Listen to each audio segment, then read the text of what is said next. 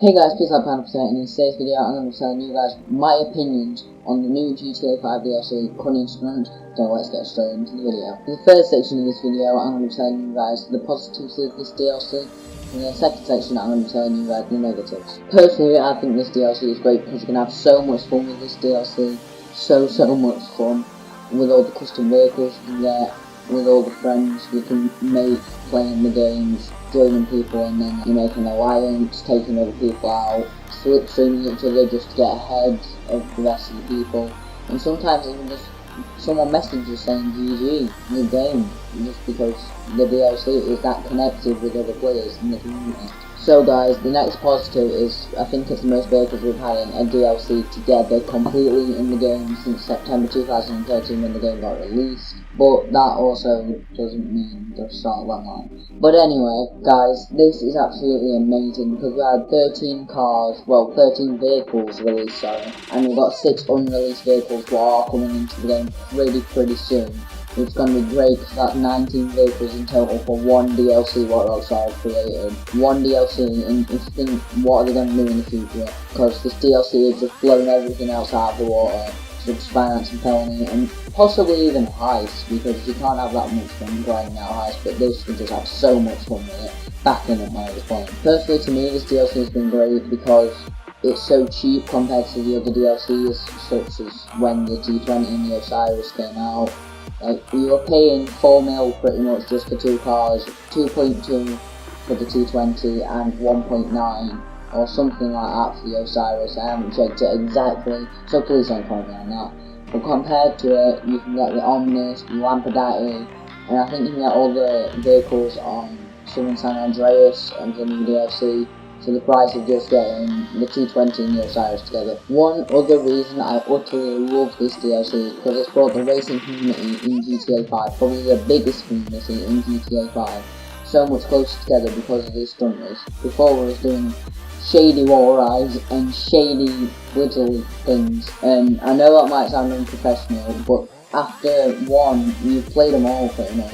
But with stunt races, there's always something new. First one I played was Maze Bank Ascent or something, and then I played the mountain, the canyon one, and that just was completely different. And if you think about the creator when that comes out on August 2nd, think of the creative people who made the wall rides and stuff. The original people who made the wall rides can make something completely different with this DLC.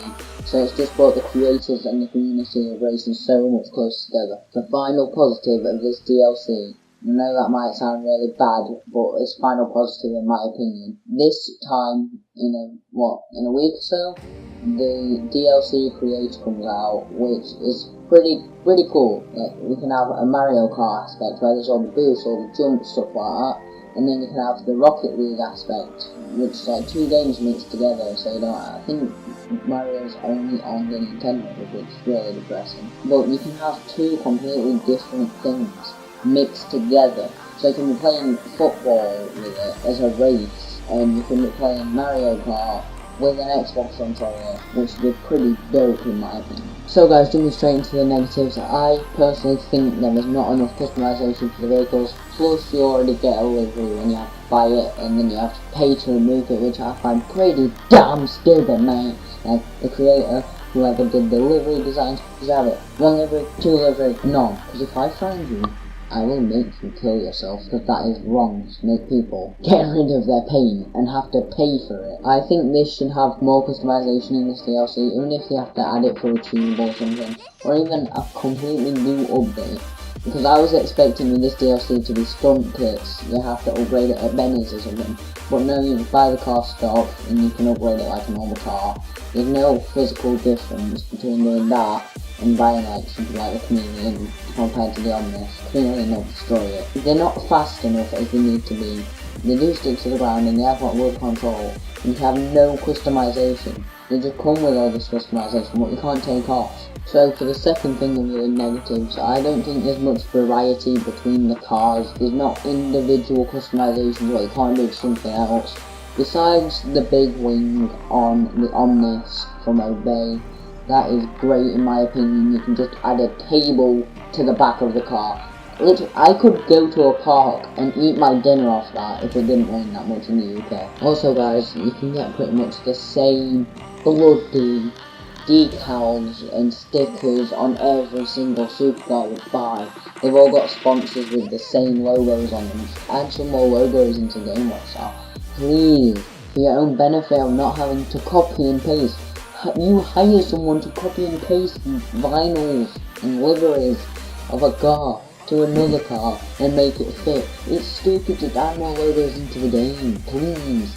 So guys, I think it's very unfair that the Lampadati and the Obey Omnis are in the sports category. I think they should deserve to go in something like the compacts because you can't keep up to other sports cars, such as the Chameleon or the LTR H8. They can't keep up to him for one reason: they're just not fast enough. Like I said earlier, they're not fast enough to keep up with the rest of the cars. It just doesn't work, them being in that category of car. Like, I could literally, my lawnmower could go faster, and that's made out of electricity, and that's not.